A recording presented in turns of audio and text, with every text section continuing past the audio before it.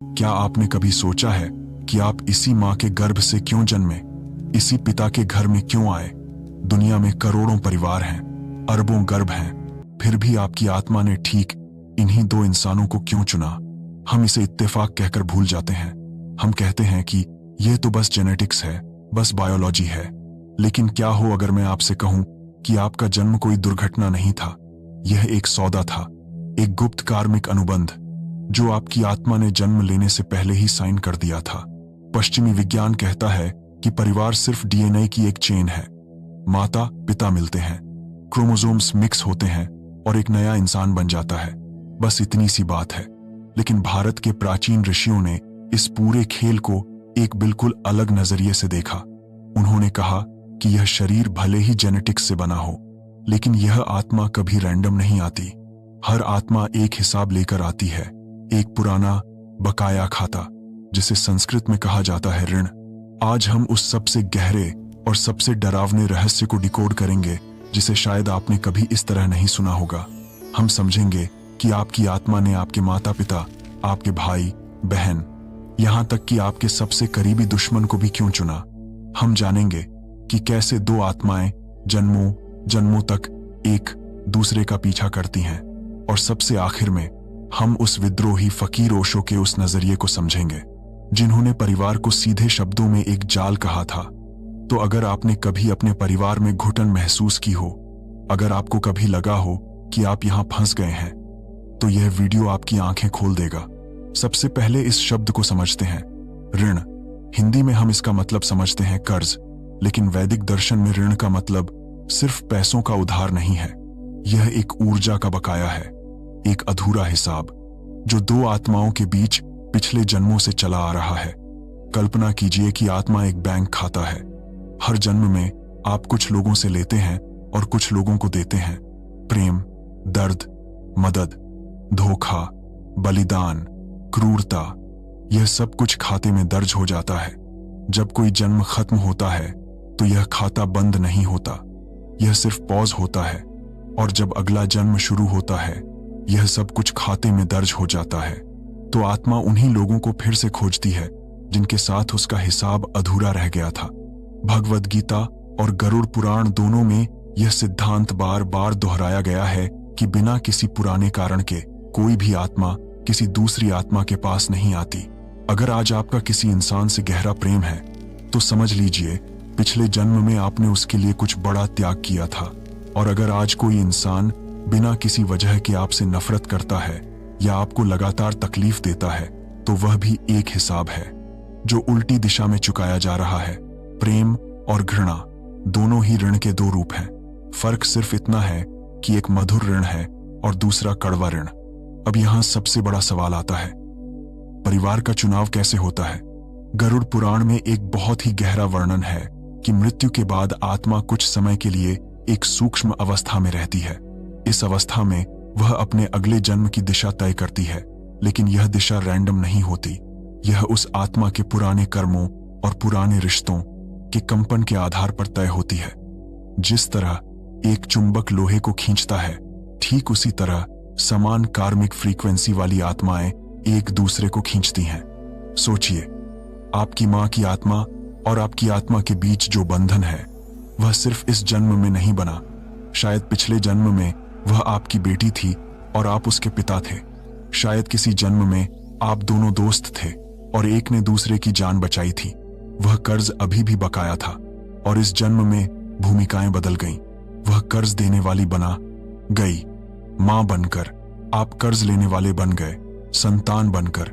यही कारण है कि कुछ मां बच्चे के रिश्ते इतने मधुर होते हैं जैसे जन्मों पुराना प्रेम हो, और कुछ रिश्ते शुरू से ही तनाव से भरे होते हैं जैसे कोई पुरानी लड़ाई अभी भी चल रही हो। अब जरा गहराई से सोचिए अपने भाई बहनों के बारे में। क्या आपने कभी महसूस किया है कि एक भाई बहन के साथ आपकी बॉन्डिंग बहुत गहरी है, लेकिन दूसरे के साथ हमेशा एक अनकहा तनाव रहता है? वैदिक दृष्टि में यह कोई पर्सनैलिटी क्लैश नहीं है, यह पुराने ऋण की अलग अलग किस्मों का नतीजा है। जिस भाई बहन के साथ आपका बंधन मधुर है, उसके साथ शायद आपका प्रेम ऋण ज्यादा है, और जिसके साथ टकराव रहता है, उसके साथ शायद कोई अधूरी शिकायत कोई अन्याय जो पिछले जन्म में हुआ था और अब फिर से सामने आ रहा है, ताकि उसे ठीक किया जा सके या फिर से दोहराया जा सके। यहां एक बहुत ही जरूरी बात समझनी होगी। ऋण सिर्फ नकारात्मक नहीं होता। ज्योतिष और वेदांत दोनों इसे दो हिस्सों में बांटते हैं।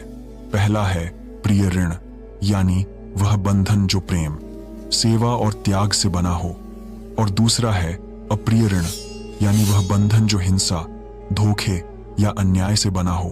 एक प्रेम भरा परिवार उन आत्माओं का मिलन है जिन्होंने पिछले जन्मों में एक दूसरे का भला किया था, और एक कलह भरा परिवार उन आत्माओं का मिलन है जो अभी भी पुराने अन्याय का हिसाब बराबर कर रही हैं।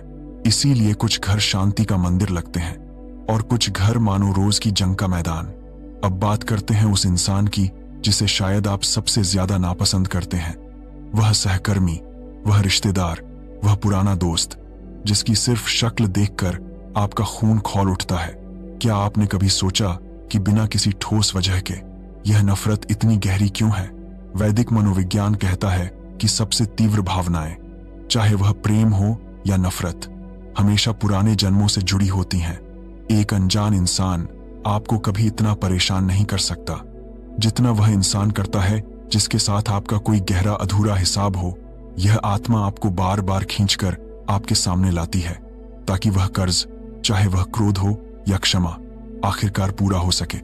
अब यहां वह मोड़ आता है जहां इस पूरी कहानी को एक नई और बहुत ही विद्रोही रोशनी में देखा जाता है, और यह रोशनी आती है ओशो से। ओशो ने परिवार को लेकर वह बात कही जो शायद किसी पारंपरिक गुरु ने कभी कहने की हिम्मत नहीं की। ओशो ने कहा कि परिवार सिर्फ एक प्रेम का घेरा नहीं है, यह एक बहुत ही सूक्ष्म जाल भी है, एक ऐसा जाल जो आत्मा को बार बार इसी संसार में, इसी चक्र में खींचकर वापस ले आता है। ओशो का तर्क बहुत गहरा था। उनके अनुसार परिवार सिर्फ कर्म चुकाने की जगह नहीं है, बल्कि यह नए कर्म बनाने की फैक्ट्री भी है। जब आप अपने माता पिता से अटैचमेंट रखते हैं, जब आप अपने बच्चों के लिए अंधा प्रेम रखते हैं, जब आप परिवार की पहचान को अपनी पूरी पहचान मान लेते हैं, तो आप एक नया बंधन बना रहे होते हैं। यह बंधन इतना मीठा होता है कि आपको पता ही नहीं चलता कि यह आपको कितनी मजबूती से बांध रहा है।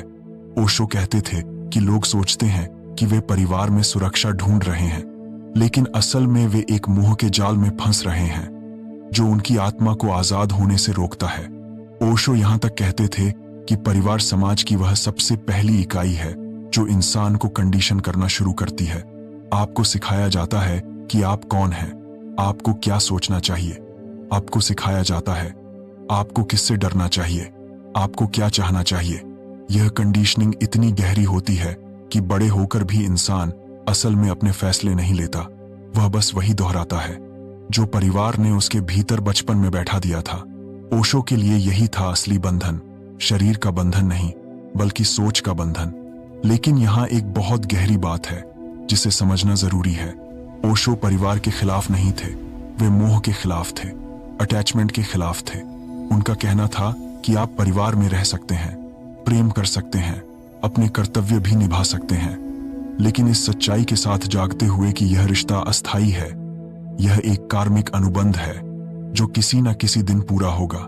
जिस दिन आप इस सच्चाई को स्वीकार कर लेते हैं, उस दिन आपका प्रेम मांग बनकर नहीं बल्कि स्वतंत्रता बनकर बहने लगता है, और तभी असली ऋण चुकता होता है जब आप किसी रिश्ते को पकड़ने की जगह उसे समझने लगते हैं। अब एक बहुत महत्वपूर्ण सवाल, अगर हर रिश्ता ऋण है तो क्या इसका मतलब यह है कि हमें अपने परिवार से दूरी बना लेनी चाहिए?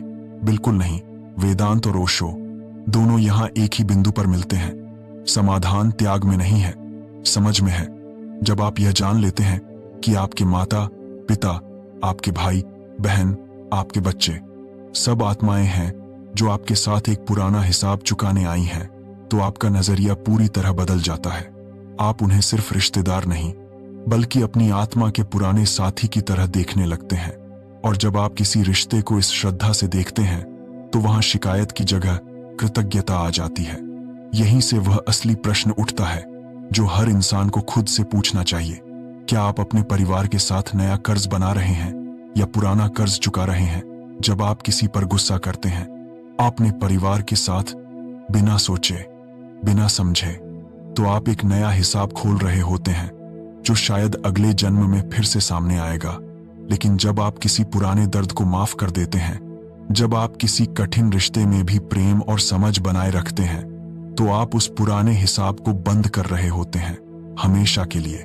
प्राचीन ऋषियों ने कहा था कि मोक्ष का रास्ता त्याग से नहीं बल्कि संतुलन से होकर जाता है।